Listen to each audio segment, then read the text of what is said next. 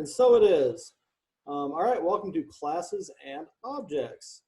So let's dig in. I'd like you to follow along with me.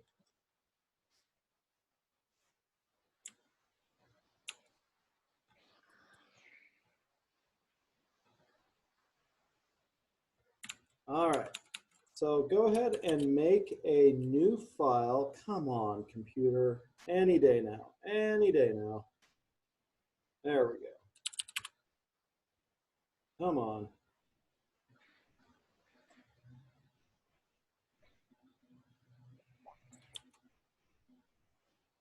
Ugh.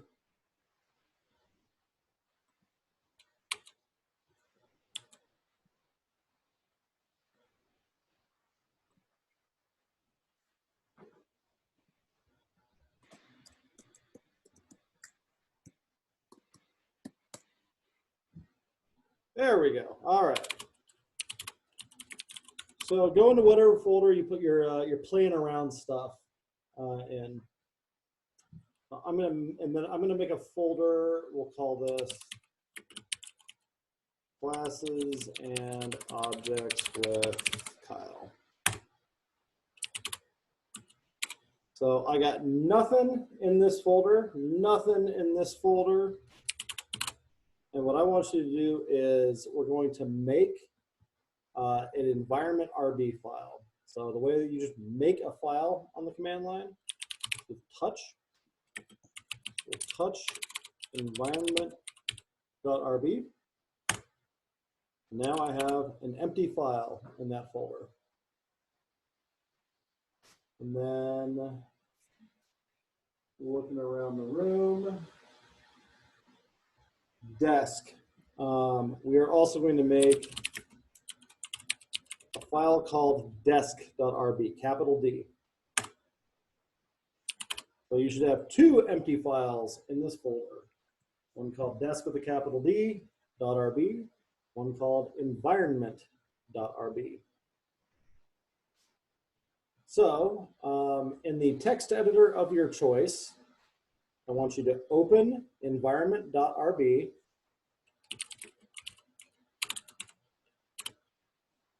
And I want you to require in that desk file.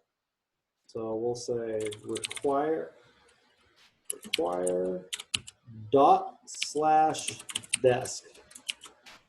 like that. We're also going to require in pry, no dot, no slash.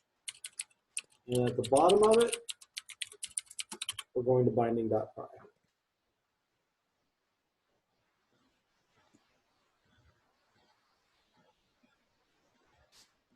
The next thing that I want you to do is I want you to open up that desk RB file. And I want you to say class desk n. That's it. So we should have two files in this folder. Your environment RB should look like this. Your desk RB should look like this. And you will know that you did this correctly if you can Ruby environment RB and type desk.new. And if you see something like that show up, you did it right. I'm going to pause there. Get me with any questions or errors you're getting. Otherwise, if you'd be so kind as to give me a thumbs up that this is working, I'd appreciate it. I am getting undefined local variable pry of all things, and I know it's installed globally. So my guess is that you didn't put it in quotes. Oh, that. Almost like I've done that before. Oh, clearly this is going to be a typo-filled day for me. Probably so. What did you put in your desk again? All we did was define the class. Nothing Class else. desk, okay.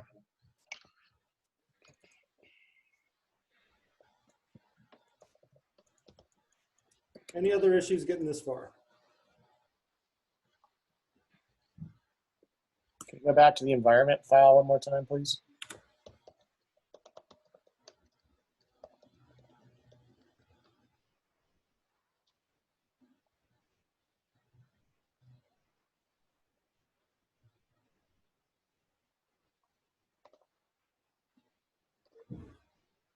Anything else?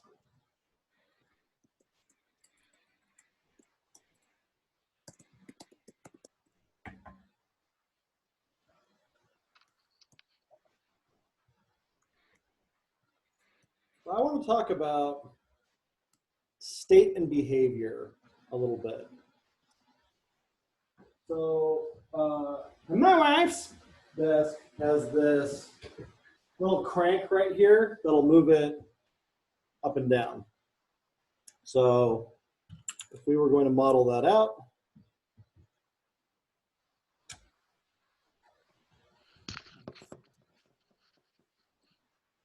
we might say something like,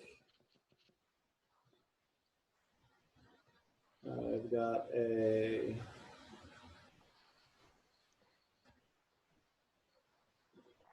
desk.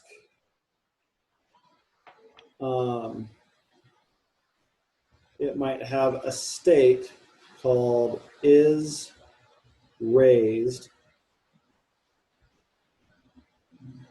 And it might have a behavior called raise and a behavior called lower.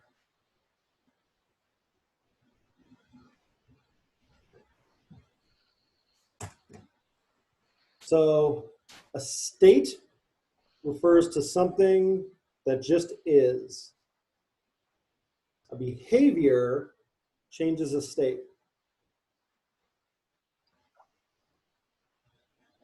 A state refers to what something is right now. It implies that it can change. A behavior changes a state.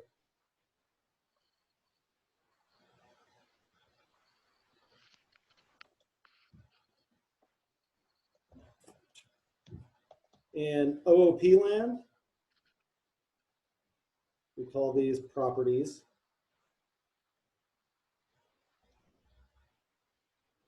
And we call these methods.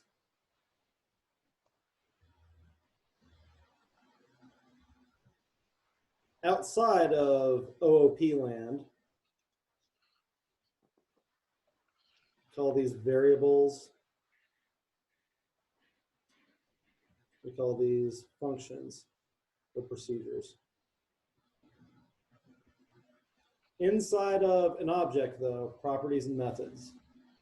Well, we're just slapping some code around, variables and functions, most of the time.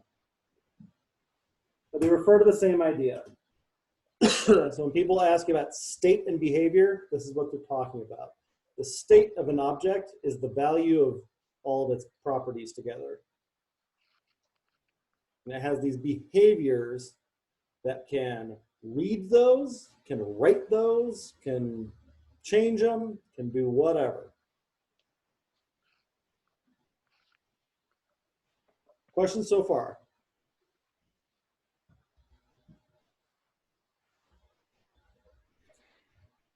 When we're talking about properties, is there a difference between then talking about properties and attributes? Nope, same thing.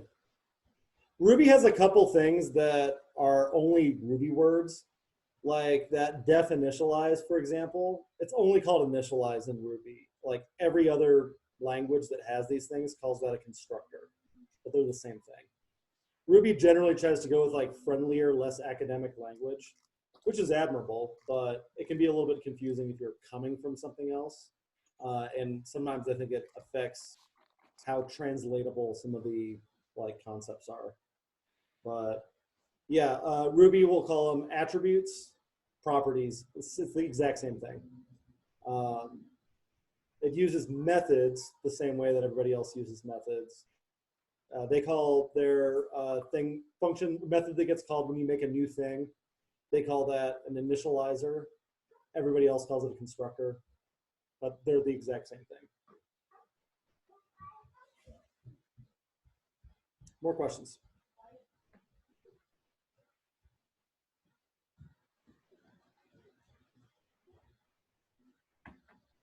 Miles, do you want to say hi to my students? Come here, come here. Everybody, this is Miles, my 4-year-old. Hi, Miles. Miles. Hey, Miles. Other questions about state behavior? Do states have limited options on what they can be? Yep. Can anybody think of what we do that limits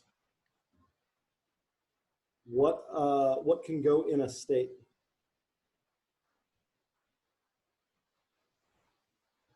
Data type. The type. The type is the constraint on what can go in there.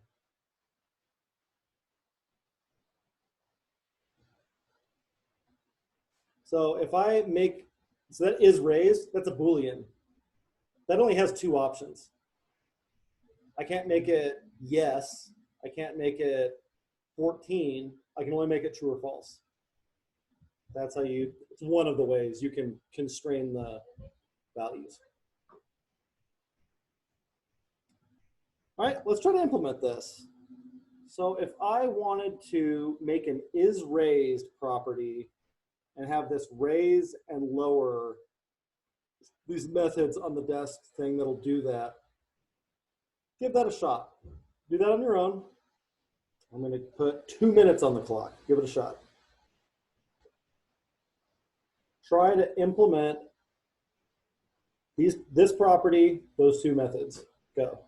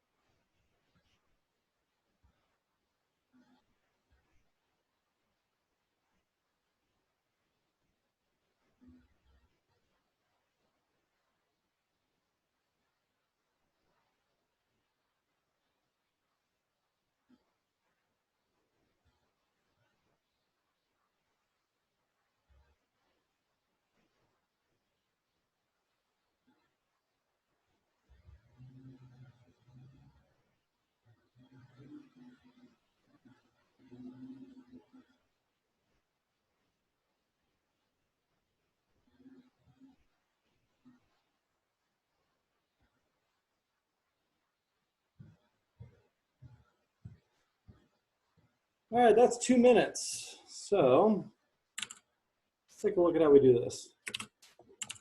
I'm trying to make it have this one property is raised. So I'm going to make an initialize method. And what it's going to do is initialize the state of desk objects that we make. So we're going to start it out not lowered. Say is raised is false. That's the initial value for that. And then we have these two methods, raise and lower.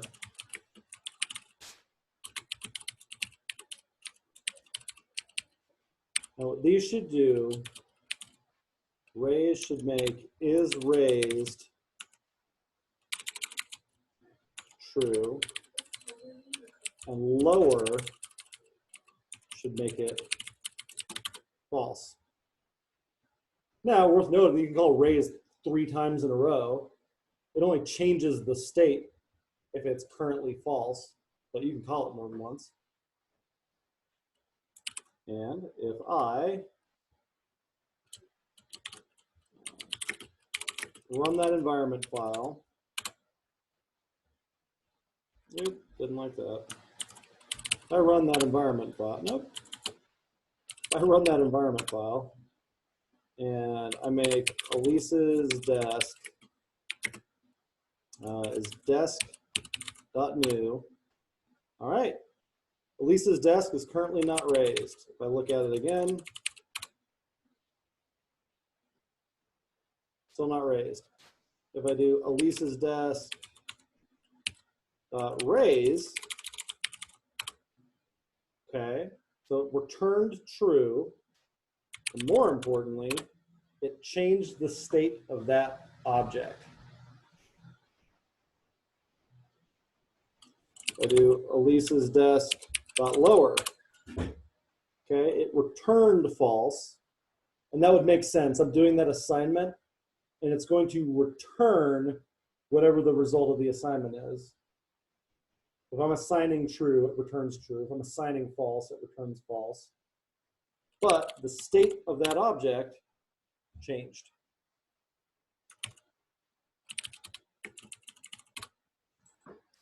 Ask me some questions.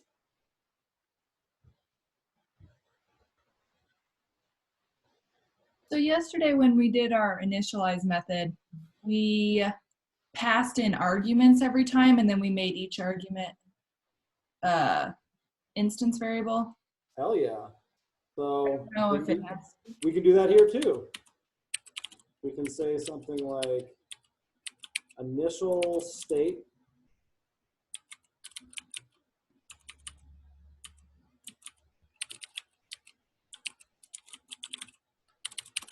we could do something like that. And now when we make these new desks, now we like pass that in when we make it. So come on, computer. Little girl. So if I run it now, and so fun thing here, if I try to run this, can anybody guess what's going to happen? It's going to throw an error for not having the information you need. Yeah, now I have to pass one in. You go womp womp. I was expecting one argument, you gave me 0. They go, all right, we're going to initialize it to true. And so it is. If I make Kyle's desk, I could make that desk.new false, and it initializes to a different state. What you've probably seen is something like maybe you have another class, person or student or something like that, and you pass in first name and last name, and you save first name to first name and last name to last name. Cool. It's the exact same thing. We are initializing the state of the person. The state includes all of its attributes or properties. Even if we don't intend on changing them all that much, still part of the state of the object.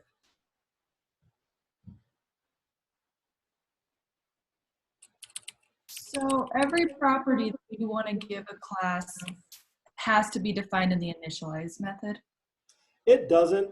Ruby is actually pretty flexible about that. I'm relatively sure that if I comment out this initialization here,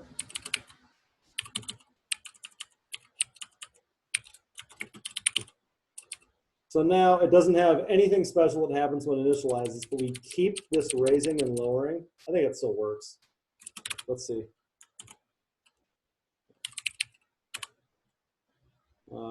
Files desk equals desk.new. Cool. Files desk raise. And if I look at Kyle's desk, it added it to it. I'll tell you that's kind of sloppy though. I think all of your state should be declared in the initialization. And there are languages where you have to do that. I think that's a good idea.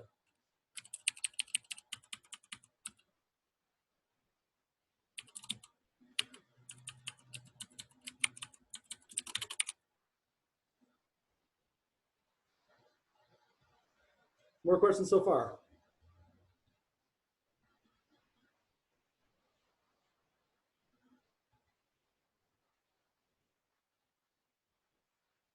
So a key part of working with objects is outside of the object, you can't see the state.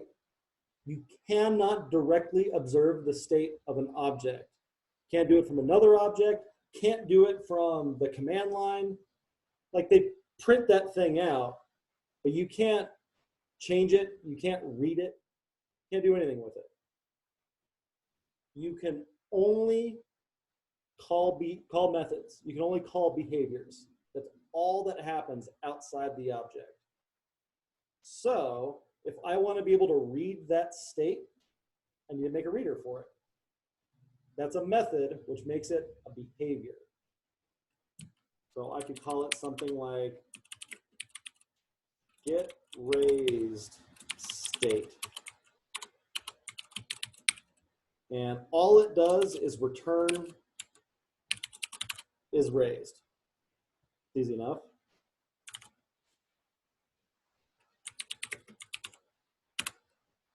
I do that. I make a desk. Starts out true. Now I can do Kyle's desk dot get raised state and get that back. But that's the core idea there. Those properties, those are all like hidey hold away inside the object. If some other object wants to read those, has to be exposed through some kind of method.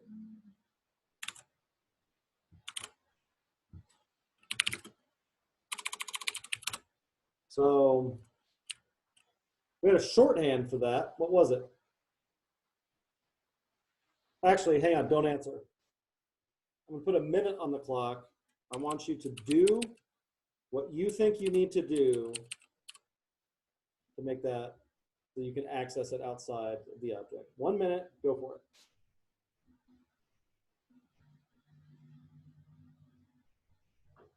Add that to your code. That's the long way, there's a short way.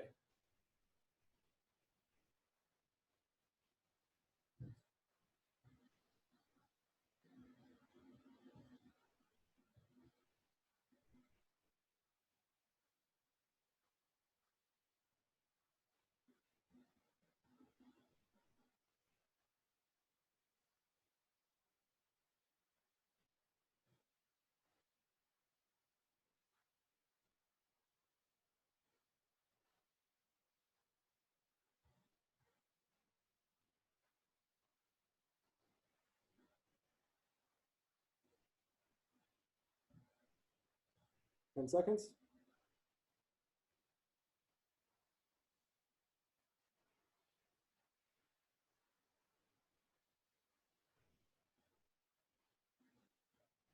Cool. So somebody tell me what to do.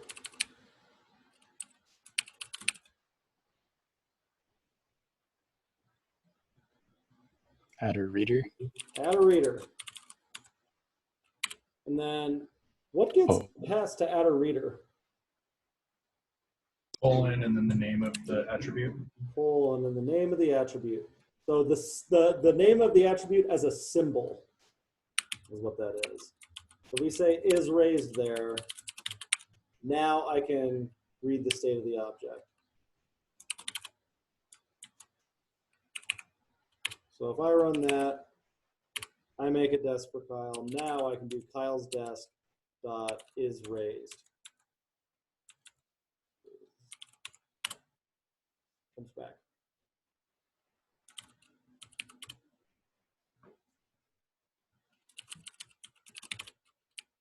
Cool.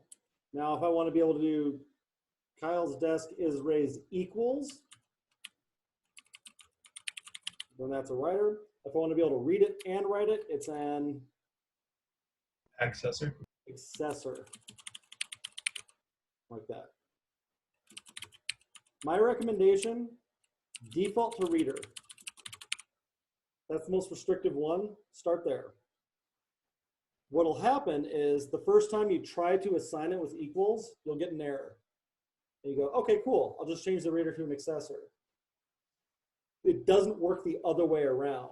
If you make something an accessor that you shouldn't change and shouldn't be able to write, and you accidentally write to it, Ruby isn't going to say shit about that. Start restrictive, make it permissive. So if you had a few attributes that you put in there, would you do like all of them on that one reader line? And then if you wanted to change one of them, you would make another line that was attributed accessor to put that.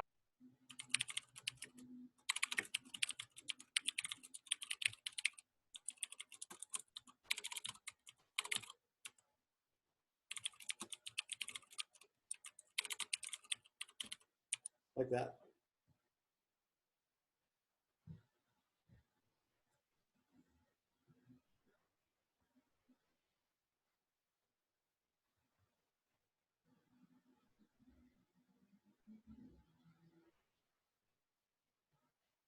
More questions so far?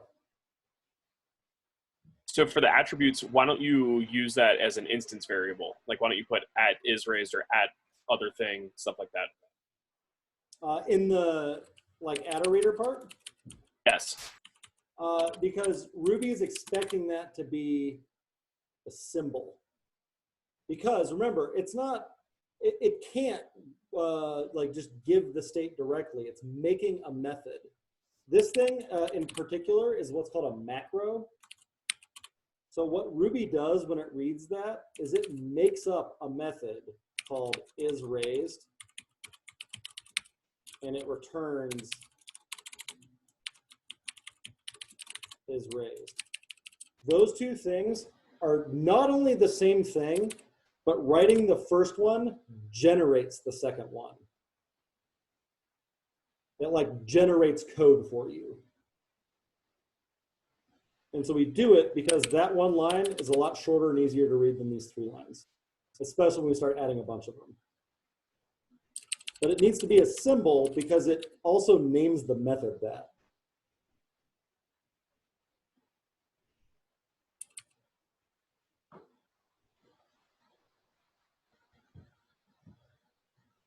More questions?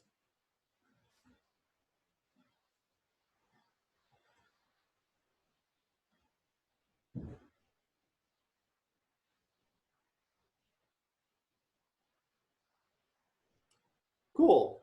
Well, let's raise the stakes a little bit. Let's say I also need to keep track. These desks, they're not making them like they used to. They're only good for about 100 raises and lowers, and then the crank like just sort of snaps off. It's all the warranty's good for. It's all we tested, whatever. So maybe you need to keep track of how many times the desk has been raised or lowered, how often the state's changed. So maybe we say times changed, and it starts at 0. So every time we raise it, take times changed and add 1.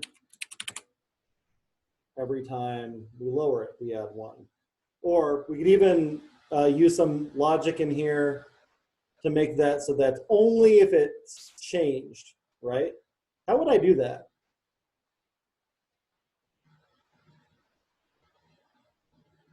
Check to see whether it's true or false before you change it. Love it. So I could say something like if is raised, and then I could say, let's see, equals, or doesn't equal true, then do that.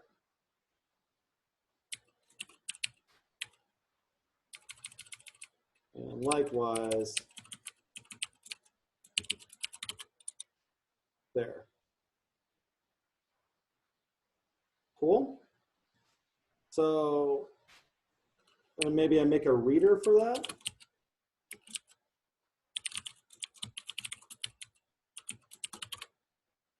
And then if lower, don't you need to make it if is raised is true? Is true. Exactly what I need to do. Cool. So now I should be able to run this and also keep track of how many times I've done that. So I make a new desk. Cool. Times change 0. Still 0. Then I lower it. And I raise it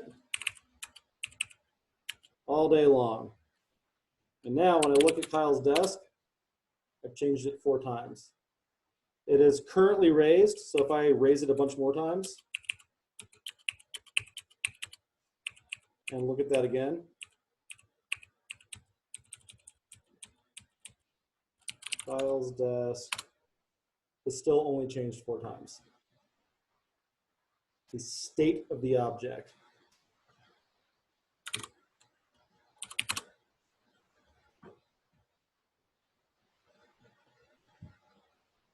Okay, that's all well and good. What if I need to keep track of how many desks I've made? What do I do then? Is that when you want the class variable? Yeah. So this desk class, what's a class? We keep using that word. What is it?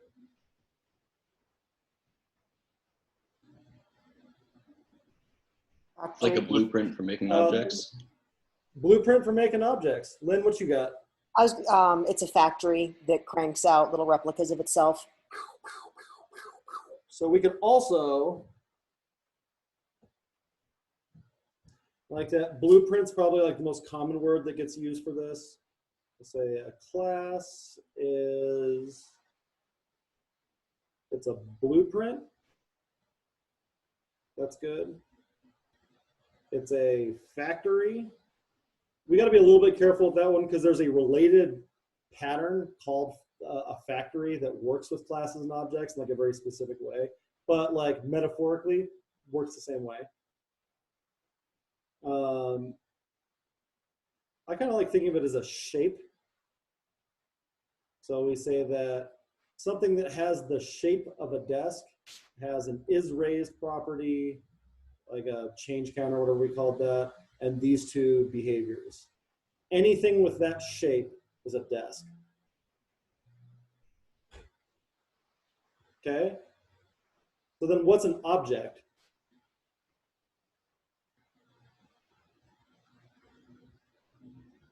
One version of that. One version of that.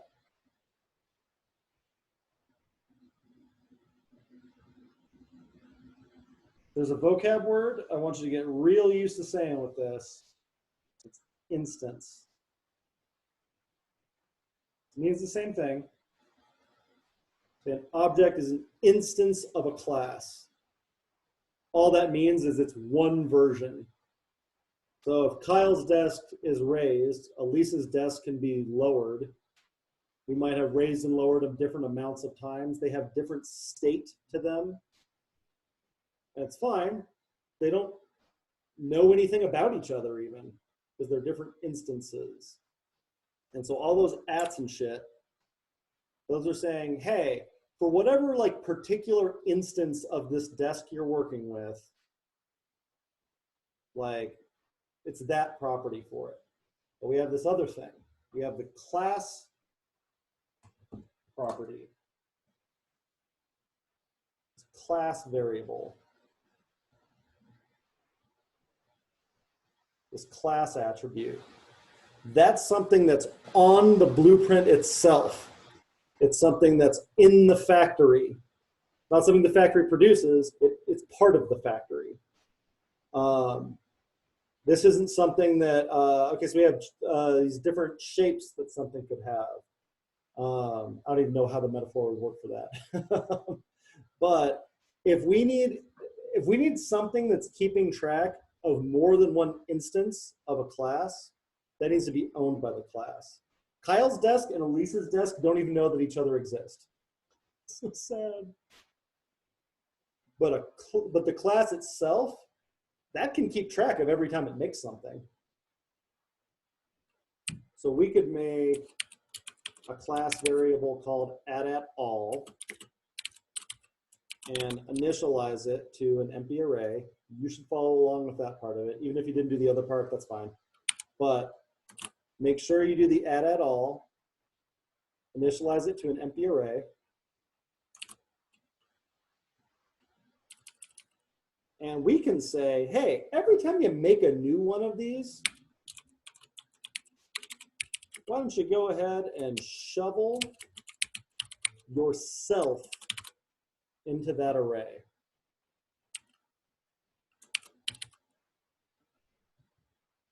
Let's break this down a little bit. This initialize method is the method that gets called whenever you call .new. Self refers to the new instance of this class that you're making. So when I'm making Kyle's desk, that's initial state is raised. It's going to initialize 0 times change. That new object, that's what self is at that point. Shovel it into the class thing. Now, Kyle's desk goes on its merry way. But now desk has its own property that keeps track of all of the ones that it's made. Nice. Now, if I want to be able to read that, just like with objects, I can't see that directly. I don't know, I can't call desk.all. I can't see its state. All I can do is call behaviors on it. So there isn't an equivalent macro for classes like add_reader, so you have to make your own. Class methods, things that you're calling on desk, not Kyle's desk, start with self. And so you say self.all, and you can have it just return add@all. You should type that too. So now I can do desk.all, and it should poop back that variable for me. Let's see if it does. To run this app, I make Kyle's desk, I make Elise's desk, and I make Duncan's desk. Cool. Those 3 desks don't know anything about each other. They can keep track of the times that they've changed. They don't know anything else about how somebody else has changed. They know whether they're raised or lowered. They don't know whether anybody else is raised or lowered. The desk class, though, knows all.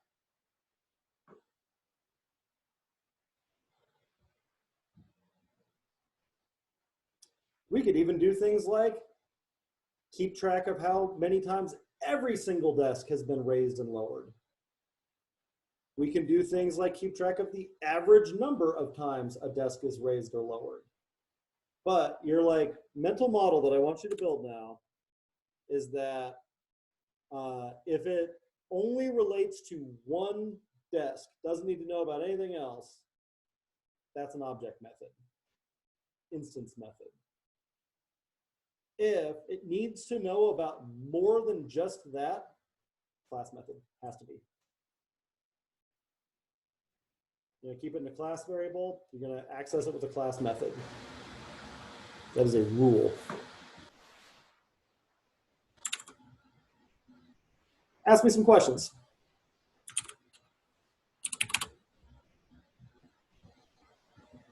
So an object method and an instance method are the same. Same thing. Same thing.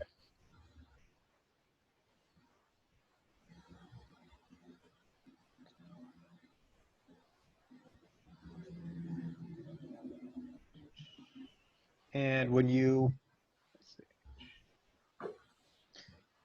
so that adder reader right there, Mm-hmm. it's it's just creating instances, Ooh, careful. It's not instances. What's it creating? instance variables. Ooh, almost. Is Instance it like the method? Instance methods. Okay, that's right. In Initialize, this created the instance variables. This is a shorthand for making the methods that allow something outside of desk to read those. Because we can't read state directly. We can only expose state through methods. Okay.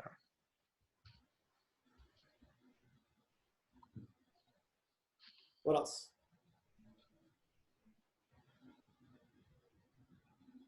What else can you use class variables for?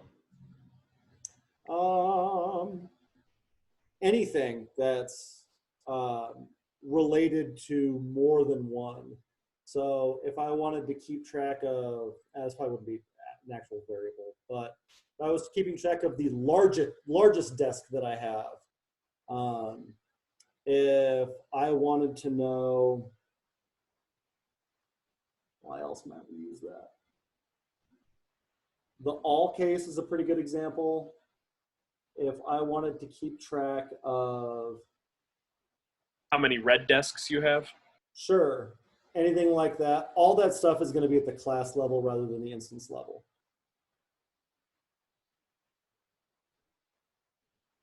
For that class method, does it have to be named like self.all? Could you make that self.desks?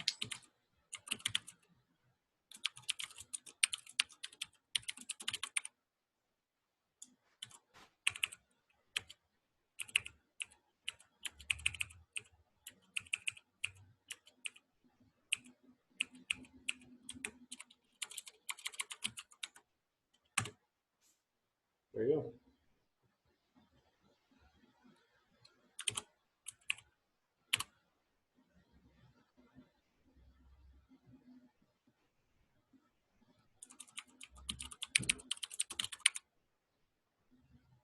What else?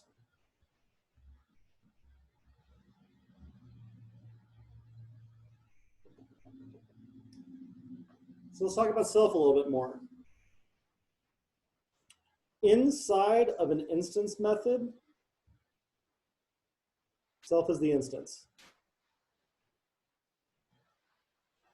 Outside of an instance method, self is the class.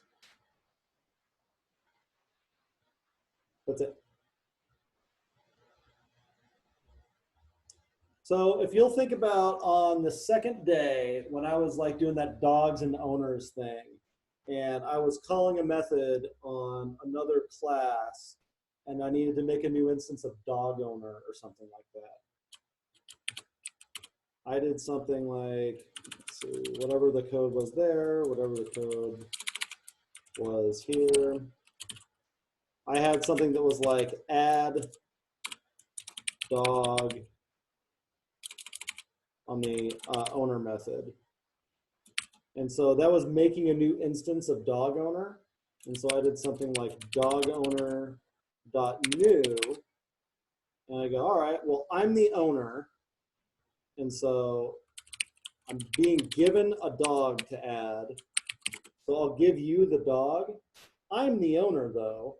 And since this is an instance method, that refers to whatever owner you're calling that method on. It is the object instance. Could you explain that again, please? Yeah. So if you think about in the code, if I said something like Kyle equals owner dot new, name is Kyle. Cool. And then I want to do Kyle dot add dog Bixby. And Bixby was dog.new Bixby. So that's what I'm doing either in the environment file or the command line or whatever. So Kyle is an instance of owner owner has an instance method called add dog. It's expecting to be given an instance of dog. And then what it did was make a new instance of the dog owner class. And we'll talk more about that tomorrow or Monday. But it needed both of those. It needed the instance of dog and it needed the instance of owner. So I take that dog instance that I was given, easy. But the instance of owner that it also needs, that's self. That's the exact same thing as this Kyle variable.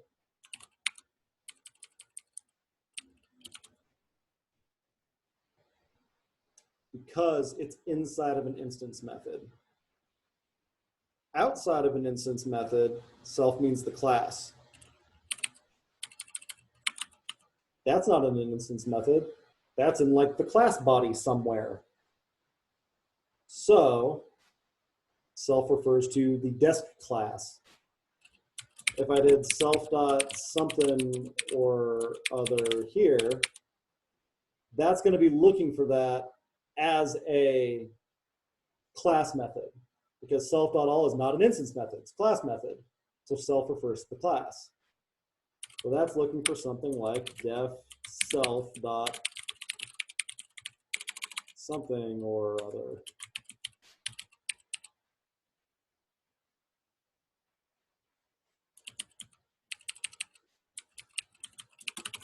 If it's in the body of an instance method, self is the instance.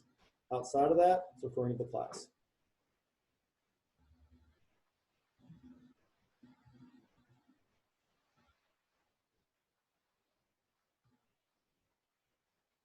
Questions? If you use self inside of initialize, I remember it being kind of a different case. Can you reiterate on that? I'm sorry, hold on, let me look through chat real quick. Okay, Damon's got that. Ask your question again. I think it was Damon yesterday that mentioned like if you use self inside of initialize, it's kind of a special case. Can you care to reiterate? A little bit. Yeah, kind of, sort of, because this initialize, it comes from desk.new. So that sort of feels like it's a class method, and it is. But this initialize, that's an instance method. What's special about it is we didn't call dog.initialize, we called dog.new. New is the class method. What it's doing is making a new instance and calling this initialize instance method. That's why self is the instance there. Okay.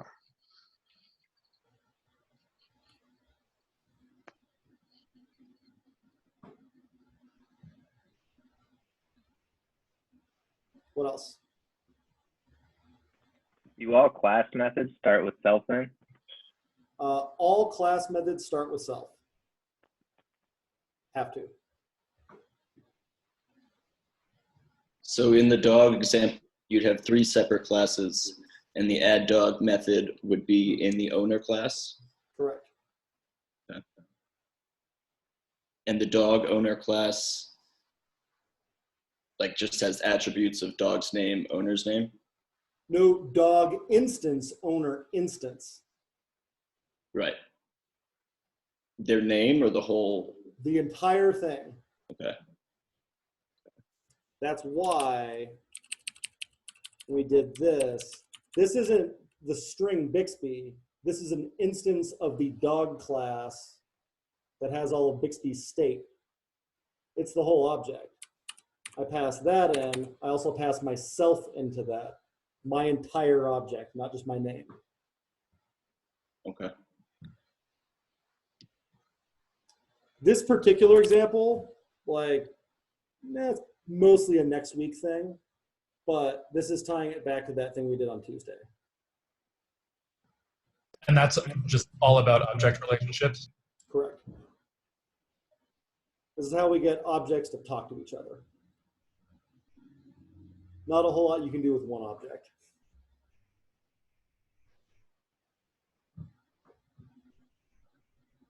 can you change the state of an object outside of the initialize? So like if you want to do anything with the object, it has to be in that initialize? Nope. I'm doing it right here. That is changing the state of the object. Right, but like isRaised is in that initialize. Mhm. So like, can you do something like outside of that initialize, like color of desk, Yeah. and change Absolutely. the? Yeah, and what it'll do is it'll add that property, and now you can use it. I'm telling you, don't do that. Ruby will let you, but Ruby probably shouldn't. And the reason why is, let's say we do make one that's called like set color, and it takes in a color string and sets. That's totally legal. That works. The reason I don't think this is a good idea is if I add a reader for that,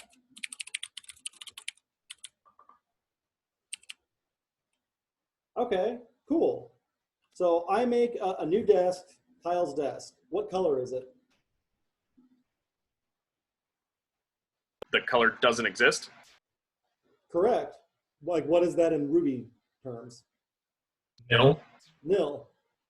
Oh, until you set it, and then it's an actual color. And so if you were expecting it to be a string, you did something like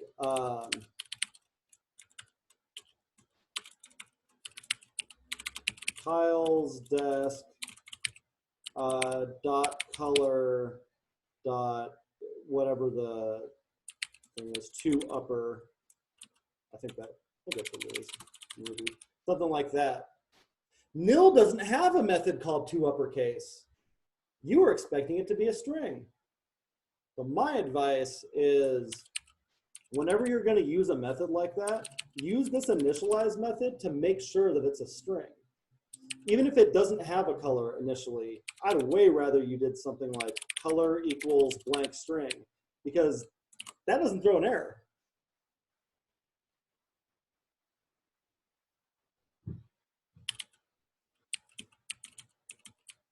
But yes, you can technically do that, like make new instance variables in any method.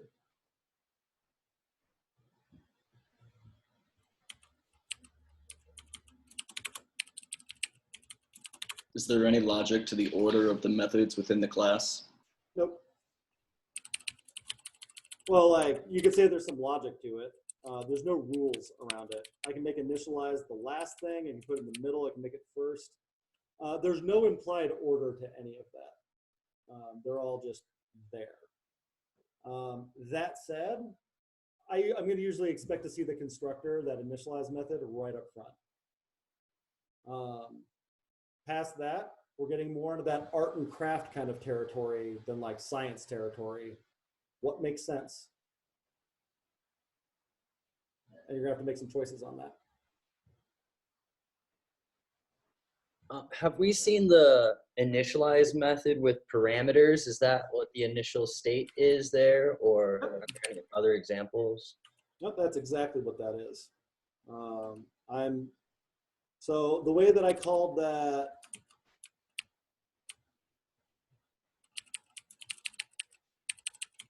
in here was like Kyle's desk equals desk.new true.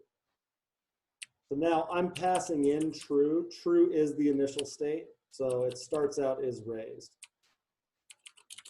If I make it false, it's something else. I can add as many of those as I want. I can say color.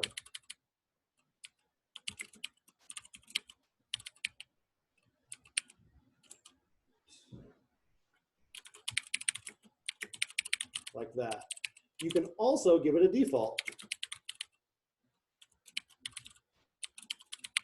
So if for whatever reason, like you want to be able to make it so that you don't have to declare one up front, maybe Elisa's desk just goes with the default. So it's not going to throw an error saying, well, I was expecting 2 parameters, you only gave me 1. By giving it a default, you're making that parameter optional. You're still giving it a value that your initialization method body can use.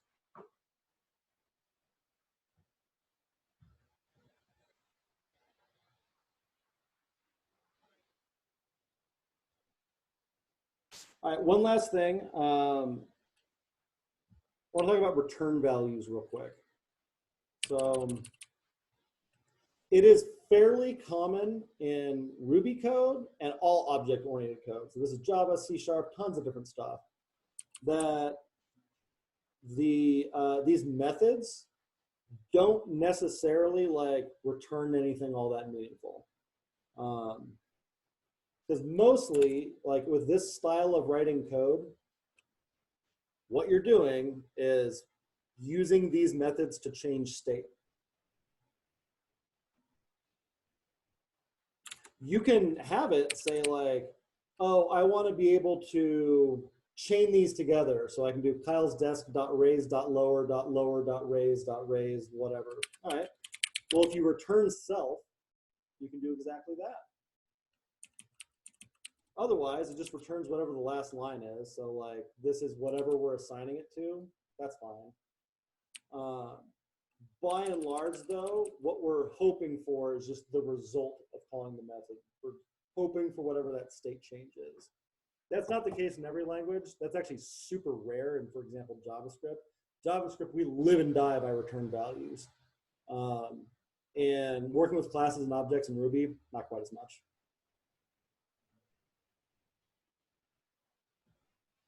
All right, you guys have a study hall available right now. Are there any last questions I can answer for you before I cut you loose?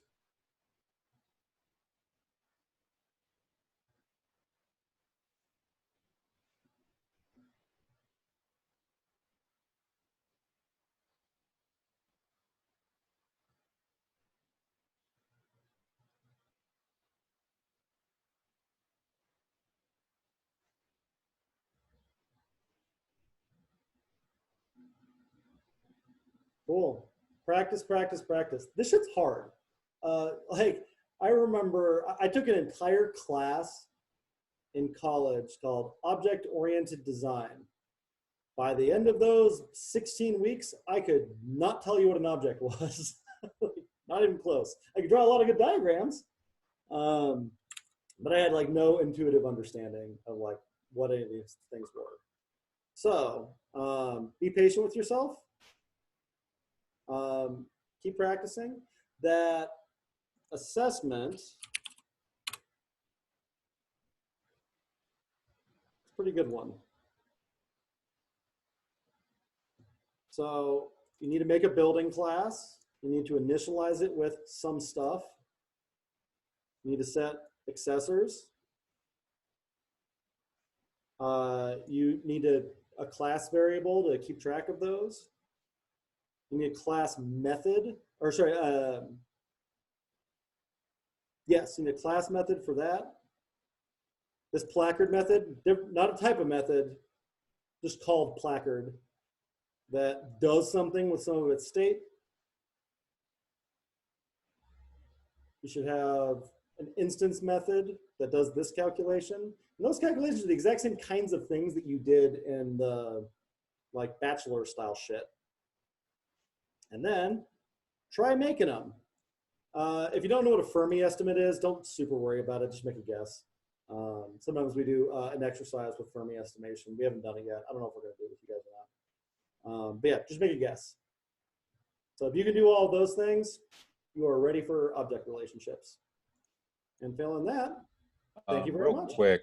Yeah. So the requirement for like the average number of tenants, just as a clarification, is looking for the average number between all of the buildings? Correct. Great, thank you. That's what, yeah, that's what this one is. Cool. Cheers. Have a fun study hall. Bye. Thank you. Thank you,